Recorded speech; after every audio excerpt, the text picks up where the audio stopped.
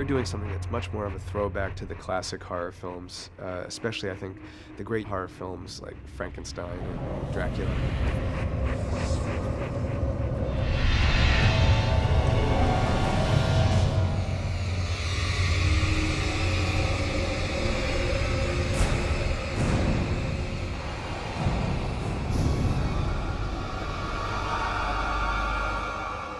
There are things that are within all of us that have scared us since the beginning, since as long as man has been here. Probably, left over from when we used to tell stories around the campfire, or when we used to live, stay around the campfire.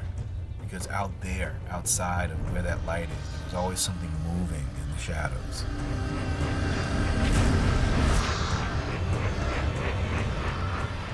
Like it or not, that is the part of us that is most, in our culture, that's most attracted to horror films is maybe the child in us. And I don't know, maybe we spend the rest of our lives trying to get back to the pleasure and pain we had as a kid being scared. I think it has to do also with the originality of it, I think the first guy who did those movies, they became classic, and since then, I think everybody has tried to keep up with that.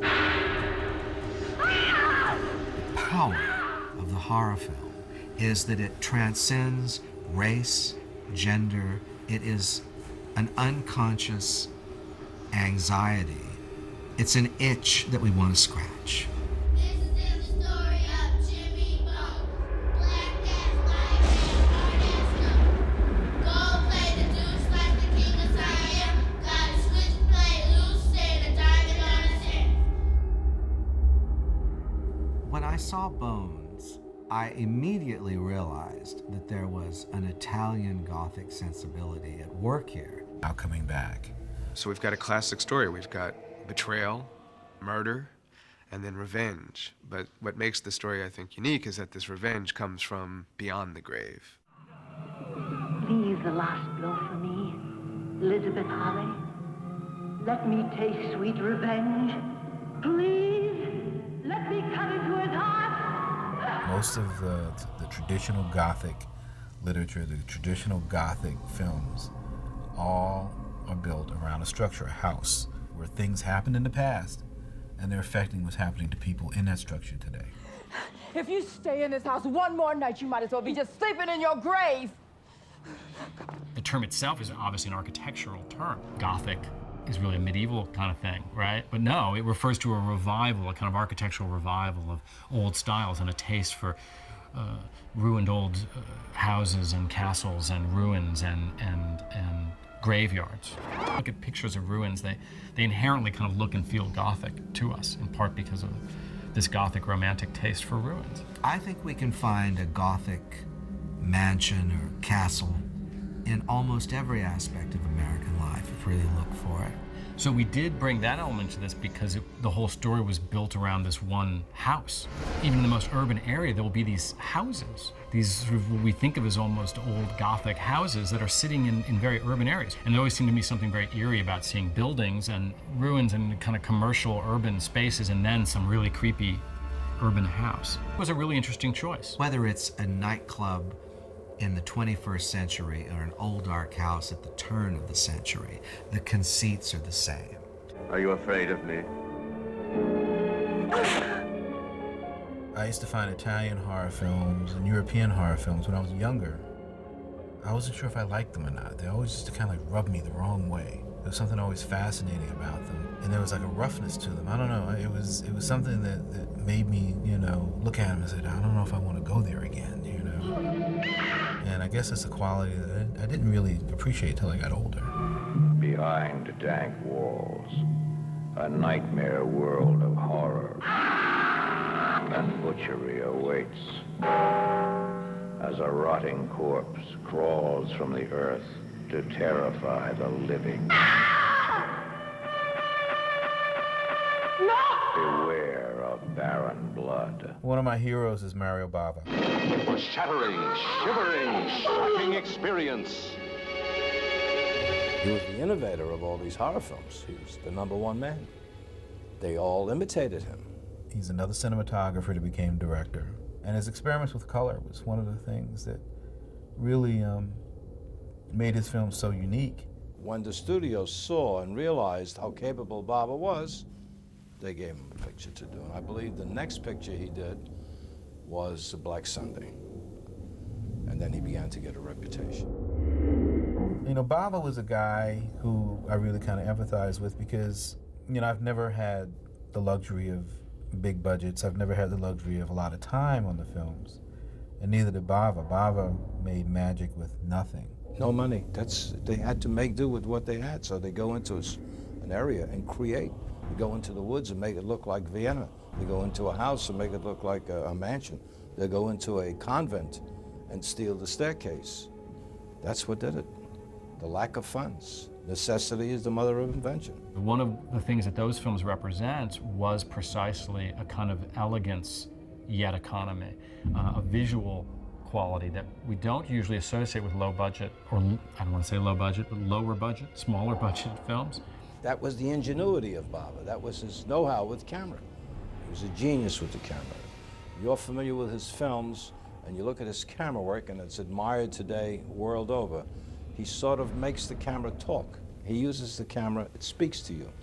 He really wanted to tell the story through the camera, through lenses and through, you know, straight to the camera, trying to avoid as much dialogue and as much exposition as possible, you know? I think that probably was what he was always trying to achieve, and you can tell that the movies, as he grew older, the movies are better and better made, you know? He uses angles that were never used before. He accomplishes shots that you have never seen. You see lighting that you have never seen.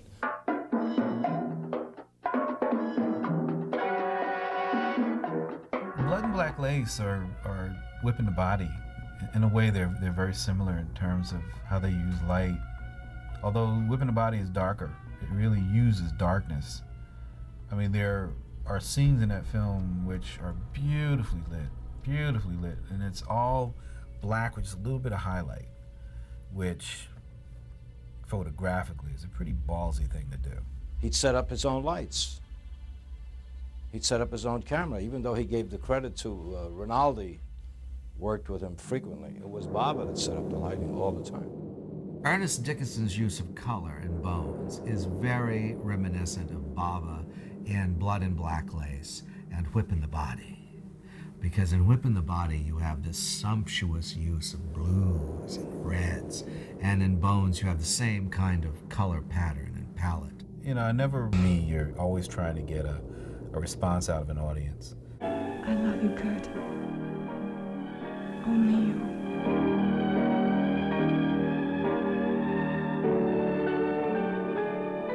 One of the best ways to get across ideas is horror, because you can do it purely and symbolically.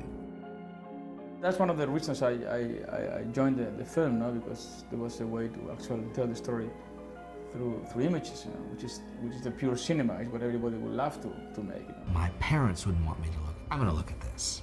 And that's what Italian movies are. American horror films are really often, for example, about, oh my God, I'm trapped with a maniac, or I'm being pursued by a maniac. And in the European one, it's more likely to be, oh my God, I might actually be a maniac.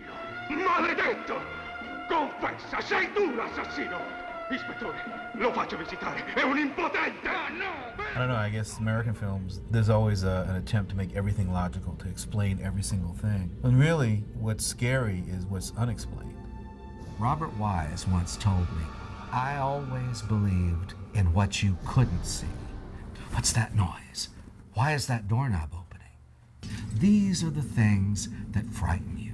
The less you see, and the more your imagination works, and the less they show you, and the more you create on yourself, I think that the more horror it is.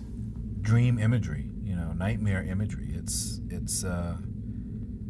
doesn't make logical sense, but it works. If you have it in a dream, it means something. I don't know what it means, but it's like I say, it's something elemental. Candles blow out. The fact that she's surrounded by candles, the fact that there are rooms lit with candles, is all an Italian conceit. Part of what works in those films, and part of what makes them very dreamlike and very powerful, is images are based around elements. Some of that quality, I think, came into Bones. Ernest brought some of that in there. Again, this power of fire. this whole range of things like eroticism and horror and disgust and fear and pity and laughter and all these other things. Whereas we have a tendency to make each of those into their own genre. If you're able to scare people and to show them, you know, parts of their own, parts of themselves that I've never seen, and parts of themselves that will be attractive, all the bad part of themselves, and all the demons that we all have inside, you can show them on a screen. I think they'll always be successful. They'll always be horror movies, so yeah. I think it's as fundamental as old as we are. You know, it's one of our fears. What's in that darkness? What's in that shadow? And I think sometimes as a filmmaker, if you show not everything should be or can be explained.